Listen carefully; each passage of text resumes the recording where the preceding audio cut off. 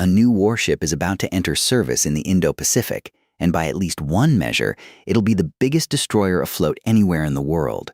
That's according to Military Watch magazine, which reports that Japan's Maritime Self-Defense Force is preparing to commission a vessel described as the largest of its class on the planet. The outlet frames the program as Tokyo's answer to China's Type 055, one of the most heavily armed surface warships currently at sea in the Indo-Pacific. So what do we actually know, and what's still unconfirmed ahead of commissioning? We'll separate the two. We'll walk through what's been reported about this new Japanese destroyer, put it side by side with China's Type 055 in terms of scale and mission, and explain why Japan is racing to grow its surface fleet right now, in the middle of rising tension with Beijing over the East China Sea and the wider Indo-Pacific. We'll also flag where the public record runs out and where claims are still preliminary. Let's start with what's actually been reported.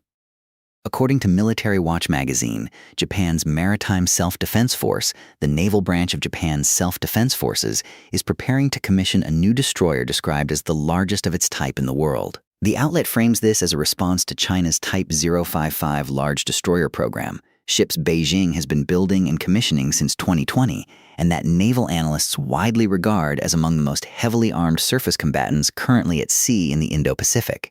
That's the core, sourced claim. Beyond the headline framing, several details that usually come with a ship's introduction, exact displacement, full weapons fit, precise commissioning date, hull name, haven't been confirmed through an official Japanese Ministry of Defense release at the time of this reporting. We're going to treat that distinction carefully throughout this video, what's attributed reporting and what remains to be confirmed once Tokyo makes it official. Here's what's most surprising about this story, and it isn't the size of the ship. It's the framing.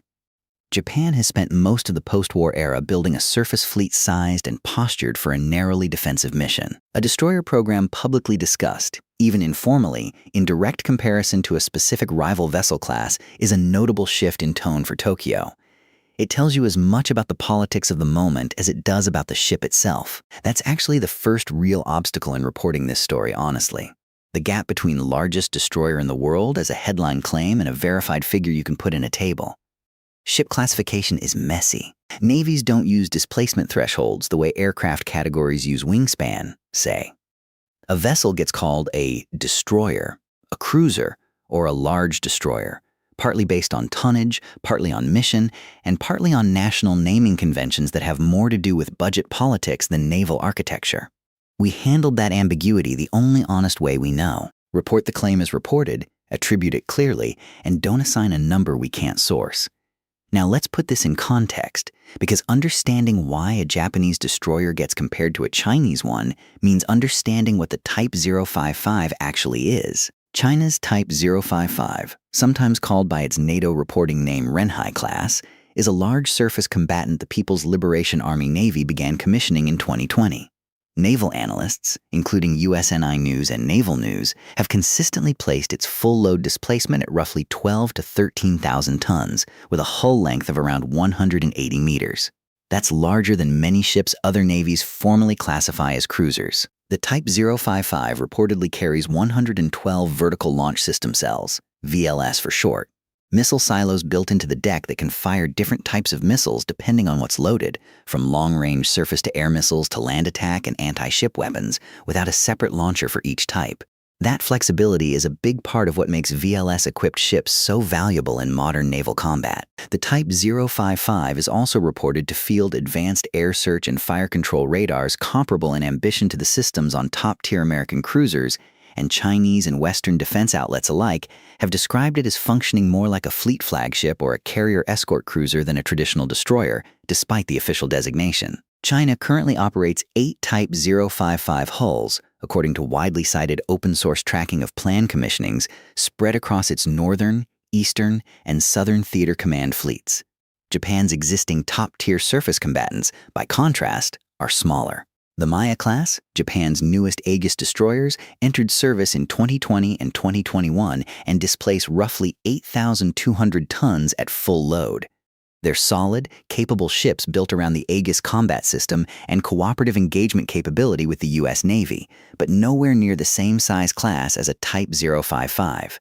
Japan's older Atago class and Kongo class Aegis destroyers are smaller still. Even Japan's newest class of surface ships, The Mogami-class stealth frigates, which began entering service from 2022 onward, are frigates by design. Lighter, more numerous, built for a different mission, closer to 5,500 tons. If Japan is now moving to field something sized to match or approach the Type 055 scale, that would be the largest surface combatant the JMSDF has ever operated, by a wide margin over anything currently in the fleet. Here's where the story gets more complicated than a simple size comparison, though, because bigger isn't automatically better in naval terms, and that complication matters for how you read the rest of this. A larger hull buys more VLS cells, more fuel and range, more room for sensors and crew, and often more survivability. It also costs more, takes longer to build, and makes for a bigger single target and a bigger loss if it's ever taken out of action. Naval analysts writing in outlets like Naval News and USNI News about the broader Indo-Pacific buildup have pointed out that a handful of very large, very expensive surface combatants can be more vulnerable, strategically, than a larger number of smaller, distributed ships, especially in an era of long-range anti-ship missiles and drone swarms. That debate is still open inside naval planning circles on both sides of the Pacific. Worth knowing before you assume world's largest automatically means most powerful in every scenario. So why is Japan doing this now? This is where the general, well-documented context comes in, not specific to this one ship, but to the broader trajectory Tokyo has been on for several years. In December 2022, Japan's government adopted a revised national security strategy, one of the biggest shifts in its defense posture since the end of the Second World War. That strategy committed Japan to roughly doubling its defense spending, targeting about 2% of GDP by fiscal year 2027, a level that had been effectively unthinkable in Japanese politics for decades given the country's constitutionally rooted, self-imposed restraint on military buildup. The same strategy named China's military activity, alongside North Korea's missile program and Russia's regional posture, as the most serious and complex security challenge facing Japan since the war. Tokyo has also been developing what it calls counter-strike capability, the ability to hit military targets beyond its own territory in response to an attack. That's a doctrinal shift away from Japan's traditionally purely defensive posture. The immediate regional friction driving a lot of this is well documented and ongoing. Japan and China have a long-running dispute over the Senkaku Islands, which China calls the Diaoyu Islands in the East China Sea. They're uninhabited islets that Japan administers, but Chinese government vessels and aircraft regularly approach or enter the surrounding waters in incidents that Japan's Ministry of Defense and Japan Coast Guard log and publicize on a near-weekly basis. Japan's Ministry of Defense's own annual defense white papers, public documents, have for several years running described the pace of Chinese naval and air activity near Japan as unprecedented and a source of serious concern. Beyond the East China Sea, Tokyo has also grown more vocal about a potential Taiwan contingency, given Taiwan's proximity to Japan's southwestern islands, and Japanese officials have on multiple occasions publicly linked Taiwan's security to Japan's own. There's a detail in Japan's recent defense white papers that stuck with us while researching this: the repeated, almost formulaic use of the phrase severe and increasingly complex to describe the regional security environment. It shows up year after year, phrased almost identically. That's a sign of how consistently Tokyo's own defense establishment has been building the public case for the kind of spending increase and fleet expansion this new destroyer reportedly represents. What this tells us about the moment we're in is worth sitting with. For most of the post-war era, Japan's naval shipbuilding was almost apologetic in scale, capable and well-engineered, but deliberately modest, built to reassure neighbors as much as to project power. A program that gets publicly framed, even informally through defense media, as a direct counter to a specific rival warship class is a different kind of signal. It's a statement about how Tokyo now talks about its own military posture in public, not just a procurement decision. Here's the part that doesn't fully add up yet, and it's worth being upfront about.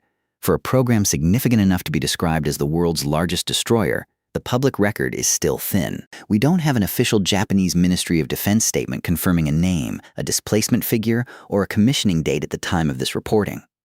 What we have is a report attributing that framing to Japan's own defense planning circles via Military Watch magazine. That's a real, attributable claim, but it's a preliminary one, not a finished fact sheet, and treating it as more than that would be dishonest. If Tokyo does commission a destroyer at or near Type 055 scale, Official confirmation with real numbers should follow fairly quickly once the ship gets closer to entering service, the way it did with Japan's Maya-class and Mogami-class ships in past years. We'll say the part that'll probably annoy people on both sides of this. Bigger surface combatants racing each other in tonnage is, in a lot of ways, an old-fashioned way to measure naval power in 2026. The most consequential naval technology story of the last few years arguably hasn't been hull size at all. It's been long-range anti-ship missiles, uncrewed surface vessels, and distributed sensor networks that make any single large, expensive ship a harder asset to keep alive in a real shooting war. A headline about the world's largest destroyer makes for a great story. Whether it's the smartest way for either Tokyo or Beijing to spend defense money in an age of missile saturation and drone warfare is genuinely up for debate among naval planners, and reasonable analysts land on different sides of it. Put yourself in the position of a Japanese defense planner for a second. You're operating under a constitution that has, for decades, constrained offensive military capability. You're watching a neighbor commission large, heavily armed cruisers in everything but name at a pace of roughly one a year. You have a public that's historically wary of remilitarization and a budget that's only recently been allowed to grow past post-war norms. Do you match scale for scale, or bet on smaller, more numerous, distributed ships instead? There's no clean answer, and it's the actual strategic question sitting underneath a story that, on the surface, sounds like just Japan is building a big ship. So, is this an arms race, a defensive necessity, or something in between? We're curious where you land on it. Does matching China ship for ship in scale actually make Japan safer, or does it just lock both sides into spending more on fewer, bigger, more vulnerable targets? Where does this leave us, concretely? Here's what's confirmed. Japan's Maritime Self-Defense Force is, according to Military Watch magazine's reporting, preparing to commission a destroyer described as the world's largest of its class, framed against China's Type 055. China's Type 055 is real, in service since 2020, with 8 hulls currently operating, each displacing an estimated 12 to 13,000 tons with roughly 112 VLS cells. Those figures are well established through years of open-source naval tracking and reporting from outlets like USNI News and Naval News. Japan's current largest surface combatants, the Maya class, displace around 8,200 tons, so a Type 055 scale Japanese destroyer would be a dramatic leap in size for the JMSDF. And Japan's broader defense trajectory, the 2022 National Security Strategy, the move toward 2% of GDP in defense spending, the growing rhetoric around China, Taiwan, and the East China Sea is all independently and publicly documented, and it gives this specific report real strategic context. Here's what remains unconfirmed: the ship's actual name, its precise displacement and length, its specific weapons loadout, and an official commissioning date.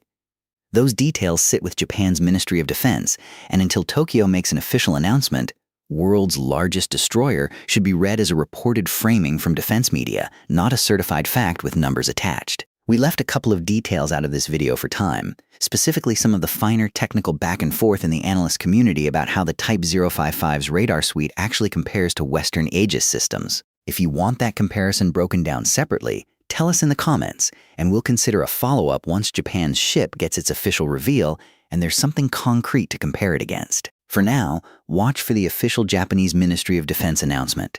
That's the moment this story moves from reported to confirmed. Until then, treat the size comparisons with the Type 055 as directionally informative, strategically real, but numerically preliminary. And if you want to understand the ship this whole story keeps getting measured against, we've got a full breakdown of China's Type 055 program and how it changed the naval balance in the Indo-Pacific. That's coming up next.